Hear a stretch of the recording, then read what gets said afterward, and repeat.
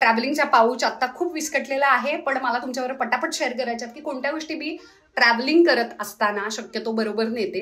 हा पाऊच मोठा वाटतोय पण तितका तो मोठा नाहीये, पसारामुळे मोठा दिसतोय.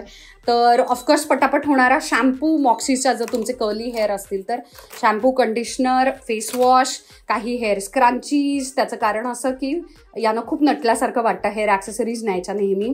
मायसेलर वॉटर, ओलाप्लेक्स समजा हेअर ऑइल जर तुम्ही नेलं, कोणतंही हेअर सिरम तुम्हाला सूट होणार आहे, इतकं महागाचंच घ्यायला पाहिजे असं अजिबात नाही. हेअर सिरम्सनं केस आपले ऐकतात, नाही तर वाऱ्याचे ट्रिपमध्ये केस आपले ऐकत नाहीत.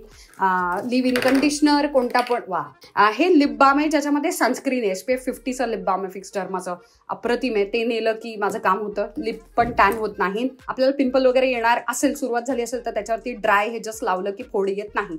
एक कॅरी केलं की, कारण ट्रिपमध्ये जरा त्वचा जास्त ऑइली होते ना. मी हे पाऊच का घेऊन येते मला कळत नाही. मी शून्य मेकअप करते ट्रिपमध्ये, पण मी सारखा तरी हा पाऊच कॅरी करते उगाच.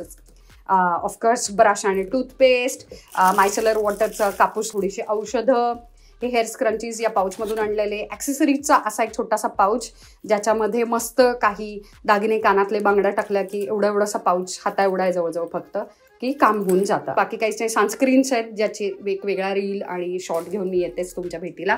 अशा पद्धतीनं ट्रॅव्हलिंगचा पाऊच मी घेऊन आलेला आहे ज्याच्यामुळे स्किन कमीत कमी टॅन होणार आहे, जास्तीत जास्त हायड्रेटेड राहणार आहे, केस छान राहणार आहेत आणि लगेचच आपल्याला बॅक टू रुटीन मग लागता येतं.